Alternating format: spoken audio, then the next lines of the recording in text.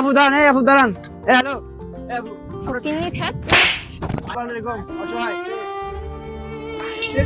আমি গরিব বলে এরকম আমাকে মারতে পারবো আজকে? আমি মানুষের উপকার করতে নাই, উপকার করা মানে সমস্যা, মানুষের উপকার করা বুঝে না।